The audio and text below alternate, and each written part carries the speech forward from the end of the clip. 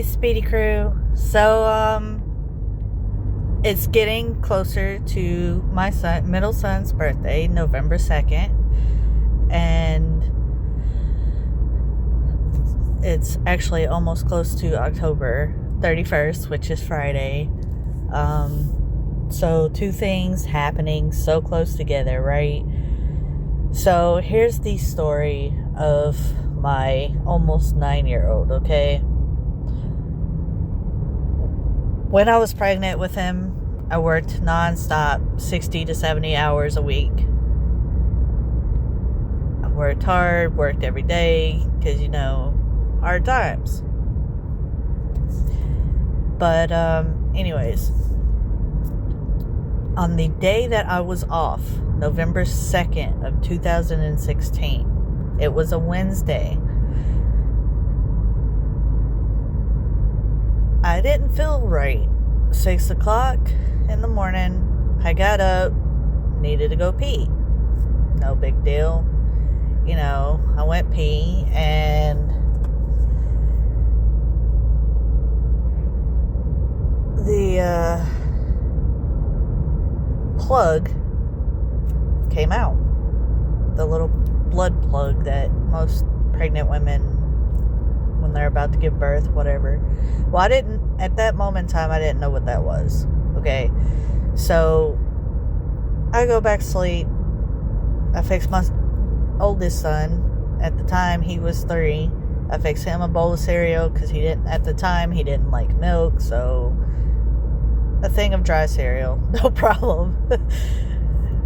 But when I woke up at 9, I had this dream. Don't remember what it was. But I woke up to my son, my 3-year-old, throwing cereal across the living room.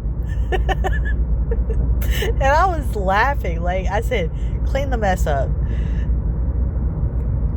And I go to the bath. I stood up, and blood went down my legs. So I'm like, okay, don't freak out. This is just your water breaking, which honestly, I didn't know something was wrong. But I felt something was wrong at 6 o'clock because my stomach was hard and Anthony was up against the top of my stomach. But I pushed it aside because I didn't think it was anything major. But the thing is, get back to the bloody part. So, blood going down my leg. Okay, I start freaking out. Of course, whenever you see a crap ton of blood, you're gonna freak out. So, I told my current boyfriend at the moment in time, which was Anthony's father, I said, I need you to take me to the hospital. Why? Well, I'm bleeding, and I'm not sure why. I said I'm 6 weeks too early if it's on because of him. Well, the thing is, it wasn't Anthony's fault, okay? The thing is, he had erupted from my cervix, which means he was without oxygen, which means it was an die-hard emergency C-section. Something I did not want to go through, but it was an emergency. So I lost 4 units of blood, 2 units of blood on the way there, 2 units of blood on the operating table. So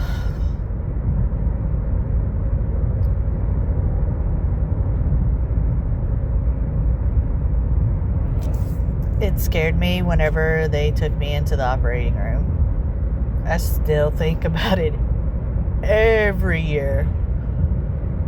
I still think about the whole process every year on what could have been done, what could have not been done. But apparently they lost me on the table. And when I say lost me, I mean I passed away for like a few minutes. And the only reason I know this because I told my son's grandma, I said, when I was asleep on the table, I saw this white light, and I saw somebody coming from that light and was talking to me. I told them. They said, it's not your time to go. I told them, I said, well, I don't want to go. I want to be with my kids. My kids cannot survive without me. So, that's that. Well, I wake up and my son is not in the room with me. I'm like, where's my kid? Well, he's in the incubator. So he could not, they had to save him because he was born dead. They saved me, and I was not able to touch Anthony until he was a few weeks old.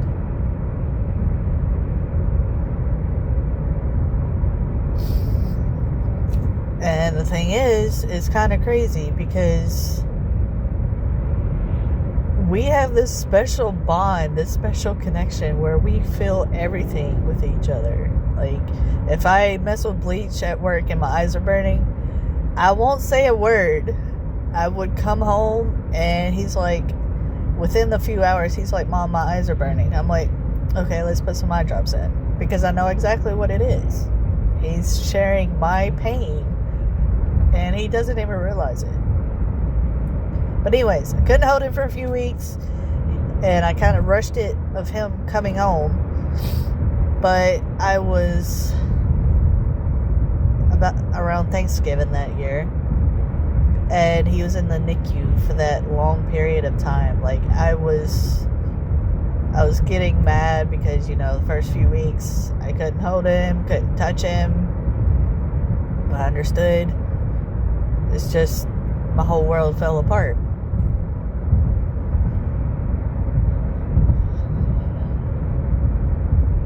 So, ever since then, I wanted to get pregnant again to have a girl, eventually. Like I said, eventually. But it's kind of crazy because when he was in my care the first couple weeks at home, the doctor had me go to the hospital with him.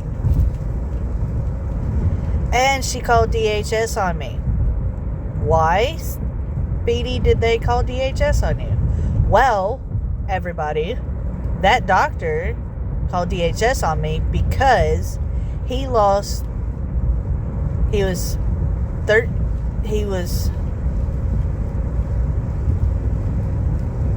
13 pounds, okay? And when he had his doctor's appointment, he had lost like an ounce or two, which is normal for a baby. But she called DHS on me because she didn't think I was giving him the correct formula. I'm sorry, but he wasn't getting formula. Not all the way. He was getting breast milk whenever I was able to produce. And I would mix it in with his formula because he needed the extra starch because of how little he was. So that's that story, I guess. Everything came out fine. Obviously, I still have custody of him. Obviously, I moved away from that town and away from that doctor. I just know. But whenever I had to take him for a brain scan in the children's hospital, the doctor told me, different doctor, he's got hypertensive in his brain. I said, okay, not a big deal. Well, what do you mean it's not a big deal? I said, it just means he'll have ADHD. Not a problem. Because I have ADHD. Everybody in my family has ADHD. It's hereditary. Well, you could have prevented this. No, I couldn't. It's science. I mean, it can't be prevented. But anyways, so he's some of my friends call him, the Energizer Bunny. The ADHD Energizer Bunny child. He will go run 100 miles an hour if I let him, all day and all night. He wants to be in the military when he gets older. Specifically Air Force, I believe. But anyways, that's that story. So whenever I go MIA or try to distance myself around Halloween and November 2nd, just always keep that in mind.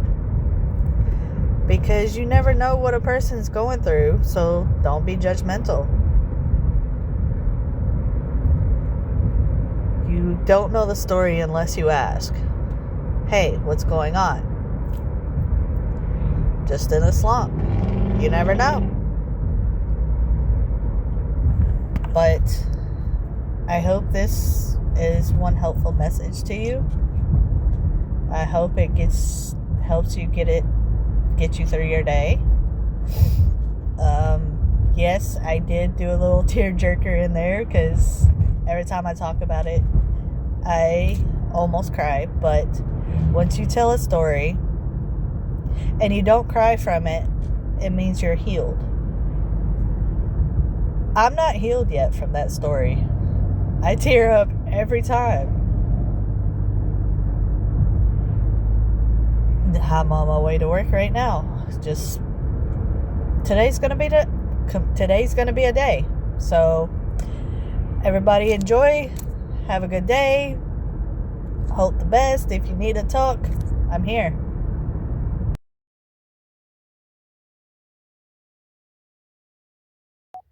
So, with that being said, after you watch that little video clip, if you're having a bad day or if you need to talk about something, remember you can always reach out to somebody. And Anthony, if you're watching this video, I love you and you've turned into the most smart little young boy that I could ever ask for, along with your brother and sister. Bye.